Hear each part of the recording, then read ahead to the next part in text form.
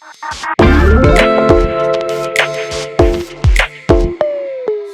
this video, we'll show you how to create and use components in the redesigned component editor.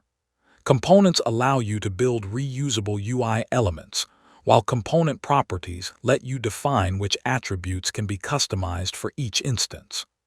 Let's get started. As a first step, select the element or group of elements you want to turn into a component. With the new workflow, creating a component no longer generates a separate base element. The original hierarchy remains unchanged and is placed inside a component container. This container represents the component itself. You can name the component directly on this container. It is best to choose a clear, descriptive name that makes the component's purpose easy to recognize later. You can also create component properties within a component. These allow you to define which properties of the component can be modified externally.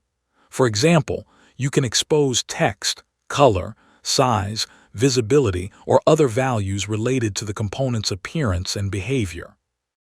To do this, select the desired element within the component, then expose the property you want to make editable on its instances. The exposed properties appear among the component's parameters, allowing them to be customized easily without changing the component's internal structure.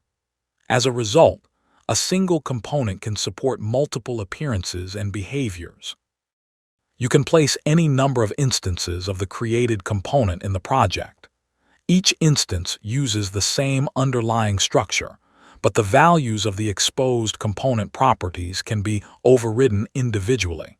For example, you can create versions of the same card component with different labels, colors, or sizes without having to create a new component each time.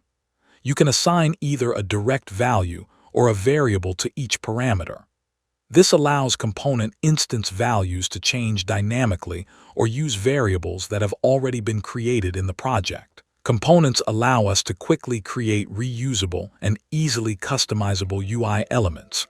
By exposing properties, we can also modify a component's parameters easily and programmatically. Thank you for watching this video.